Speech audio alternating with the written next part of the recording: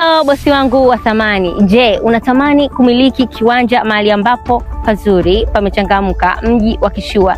Je, unatamani kuwa na kiwanja chenye hati miliki, yani hati ya wizara? Hapa ni Bunju A, mtaa wa Tanzanite. Kulipo kiwanja chetu chenye ukubwa wa square mita 422. Kiwanja ni kizuri sana, tambarale. Huduma zote muhimu ziko hapa tayari. Ukizungumzia maji, shule, umeme, bosi wangu, kipo kilomita 3 tu kutoka barabara kubwa ya Bagamoyo Road. Ni kiwanja cha pili kutoka barabara kubwa itokayo Bunju A kuelekea Madale Mboko. Bosi wangu, kiwanja hichi kina ukuta upande mmoja kama unavyoona.